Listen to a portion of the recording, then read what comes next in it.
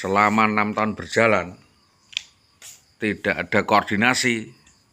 Hal ini menurut Undang-Undang RI nomor 35 tahun 2014 juga tentang perubahan atas Undang-Undang nomor 23 tahun 2022 tentang pelindungan anak, pasal 76A, dan setiap orang dilarang. 1. Menterlantarkan anak secara diskriminatif mengakibatkan anak mengalami kerugian. Jadi kerugian di situ kerugian mental, material maupun moral, sehingga menghambat fungsi sosial. Yang kedua adalah memperlakukan anak seolah-olah disabilitas atau bawah umur secara diskriminatif. Pasal 77, setiap orang yang melanggar ketentuan sebagaimana dimaksud di dalam pasal 76A dipidanakan dengan pidana penjara paling lama 5 tahun dan atau denda paling banyak 100 juta rupiah. Maka kepada kepala-kepala sekolah SD Tambak Romo ini, apakah ada maladministrasi, minta bantuan kepolisian untuk memeriksa atas salah satu data guru, data eliminasi, ya, data yurisdiksi, banyaknya perkara kriminal pidana yang melibatkan Saudari Indah Wahyudiawati dan pejabat-pejabat di Dinas Tambak Romo terpisah dengan data Dinas Pendidikan, akan melakukan koordinasi dengan Dinas Pendidikan Kabupaten Pati atau orang tua dari yang bersangkutan yang telah melaporkan bukti pelaporan dugaan perampasan, penculikan, penguasaan anak kepada Dinas Pendidikan Tambak Romo. Sampai hari ini belum ada diterbitkan keterangan dan belum ada kesimpulan dari kejadian demi kejadian tersebut. Petunjuk pasal 77, setiap orang yang melanggar ketentuan sebagaimana dimaksud di dalam pasal 76A dipidana dengan pidana penjara paling lama 5 tahun dan atau denda paling banyak 100 juta rupiah. Jadi Undang-Undang Pelindungan Anak ini terhadap SD 03 Tambak Romo yang diduga ada oknum-oknum kepala sekolah ini sengaja merampas hak terhadap keberadaan anak-anak yang patut diduga terindikasi melanggar Undang-Undang RI nomor 35 tahun 2014 ya, tentang perubahan nomor 23 tahun 2002 tentang pelindungan anak. Hal ini juga sinkron dengan surat edaran atau tentang hukuman disiplin bagi PNS yang melanggar PP nomor 10 1983 Jungto PP nomor 45 tahun 1990 tentang izin perkawinan dan perceraian bagi PNS, bahwa sehubungan dengan beberapa pertanyaan mengenai penerapan hukuman disiplin bagi PNS yang melanggar ketentuan peraturan pemerintah nomor 10 tahun 1983 tentang izin perkawinan dan perceraian bagi pegawai negeri sipil sebagaimana telah diubah dengan peraturan pemerintah nomor 53 tahun 2010 tentang disiplin pegawai negeri sipil, dengan hormat disampaikan sesuai dengan pasal 2, pasal 3 ayat 1, pasal 4 ayat 1, dan ayat 2 pasal 14, pasal 15, pasal 16, pasal 17, ayat 1 PP nomor 10 1983 Jungto PP nomor 45 tahun 1990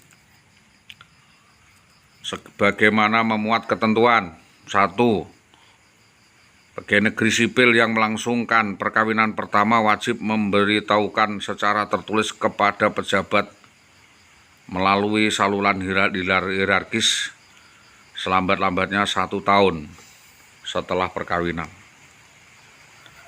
Dan itu minggat tanpa pemberitahuan lebih dari 1 tahun. Yang kedua, ketentuan sebagian dimaksud pada angka 1 berlaku bagi PNS yang telah menjadi duda janda yang melangsungkan perkawinan lagi.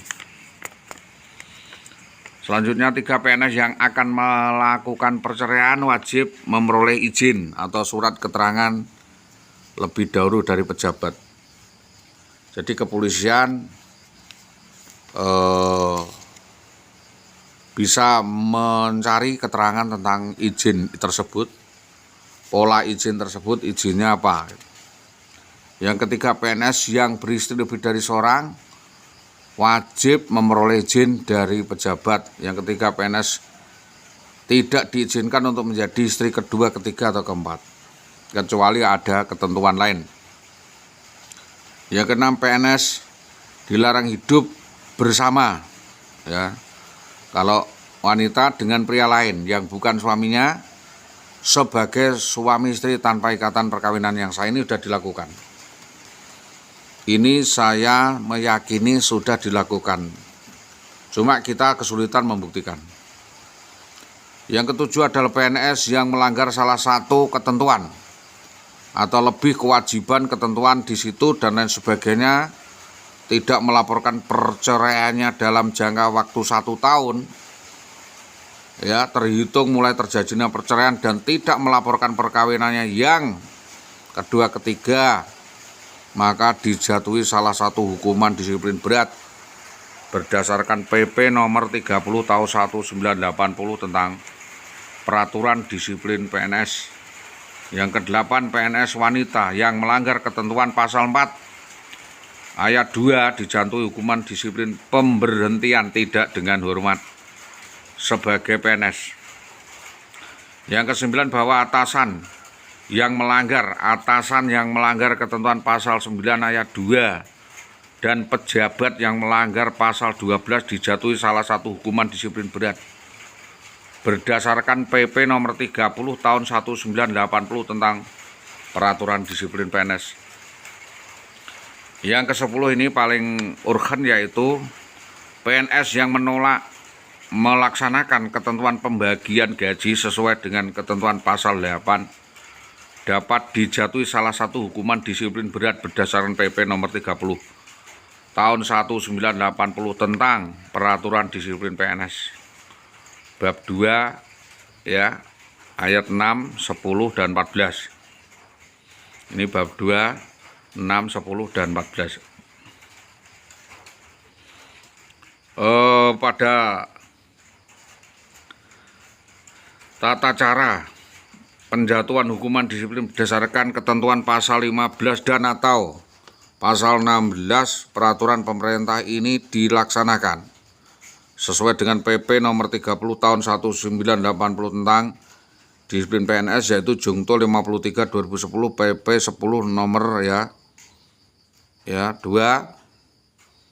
PP 10 2010, yang intinya bahwa pada pasal 50 ayat 2 peraturan pemerintah nomor 53 2010 atau PP 1083, PP 10 tahun 1983, di mana bahwa pada saat peraturan pemerintah ini mulai berlaku, PP nomor 30 1980 tentang peraturan disiplin PNS dicabut.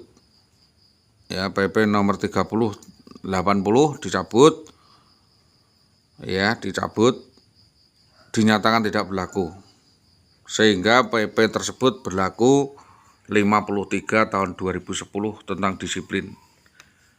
Maka pada angka 4, angka 10 nomor 5 peraturan Kepala BKN nomor 51 tahun 2010 tentang ketentuan pelaksanaan peraturan pemerintah nomor 53 tahun 2010 tentang disiplin pegawai negeri sipil ditentukan bahwa dengan berlakunya PP nomor 53 tahun 2010 tentang disiplin PNS atau PNS yang melanggar ketentuan PP nomor 10 tahun sekian-sekian 83 tentang izin perkawinan dan perceraian bagi pegawai negeri sipil Jungto PP nomor 45 tahun 1990 dapat dijatuhi salah satu jenis hukuman disiplin berat berdasarkan PP nomor 53 2010. Yang kedua, bahwa berdasarkan hal tersebut dapat kami uraikan, dapat kami tegaskan bahwa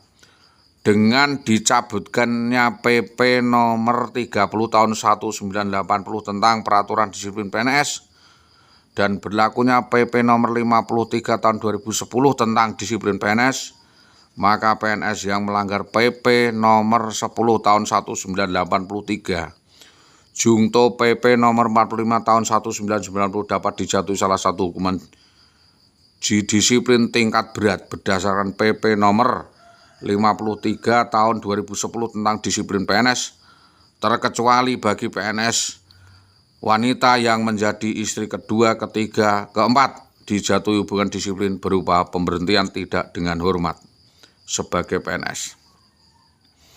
Demikian, atas perhatian semua pihak diucapkan terima kasih. Tembusan Wakil Kepala Badan Kepegawaian Daerah, semua deputi di lingkungan Badan Kepegawaian Negara dan Kepala Kantor Regional. Maka dalam hal ini bukannya saya membela diri, saya sudah ditinggalkan Saudari Indah Wahyu Widiawati sejak tahun 2010. Sejak kejadian itu terjadi, saya diterlantarkan. Jadi unsur penterlantaran inilah yang harus diprioritaskan, diutamakan bagaimana upaya penyelesaiannya. Jadi ini sudah tertunjuk di situ ada unsur tunjangan beras, ya, ada unsur tunjangan beras ya. Berarti itu dibagi 3 nggak masalah. Terus tunjangan atau gaji pokok, tunjangan istri, dan tunjangan anak. Jadi tunjangan istri dan tunjangan anak. Nah, istri itu mutatis mutandis, ya otomatis tunjangan suami. Terus selanjutnya bahwa dalam hal ini ada hal-hal lainnya yang ditinggalkan, yaitu tanggung jawab terhadap utang piutang yang selama ini ditinggalkan dari peristiwa kejadian itu, maka otomatis impedansi kepentingan dampak hukum yang harus dibangun, yaitu pentersangkaan Saudari WW dan BP. Sedangkan BP jika tidak terbukti berarti ada lainnya, karena memang otak sulit dibuktikan. Otak dari kasus terjadinya penculikan itu tidak lain dan tidak bukan adalah WW, maka otomatis yang dapat ditersangkakan terlibat di dalam peristiwa itu baik yang melakukan, membujuk, memfasilitasi, dan menjadi saksi serta turut membantu semua yang tidak beres dalam hal itu harus dibereskan, dituntut semua. Bahkan jika seorang keluarga atau ibu pun terlibat dalam kasus ini harus dituntut. Karena apa? Ini sesuai dengan pelanggaran pasal 306. Perbuatan ini bisa dikategorikan perampokan, perampasan, dan percobaan pembunuhan. Sesuai dengan pasal kategori 306, perbuatan itu diancam 7 tahun 6 bulan. Satu, bahwa satu perbuatan yaitu 305, 304 itu berakibat luka berat, maka yang bersalah dipidana dengan pidana penjara selama-lamanya 7 tahun 6 bulan. Dan pidana itu disampaikan kan sejak diketahui. Jadi urnul. Jadi pidana itu terjadi karena apa? Sejak diketahui dan baru melapor itu 0. Baru diketahui menjadi fakta. Karena suatu tindakan. Baru diketahui menjadi fakta. Maka pada pasal 304, orang yang dengan sengaja membiarkan orang dalam kesengsaraan sedang ia wajib memberi kehidupan, perawatan, pemeliharaan kepada orang itu karena hukum yang berlaku baginya atau karena perjanjian, misalnya dalam perkawinan atau dalam lain sebagainya, maka ditambah sepertiganya hukumannya.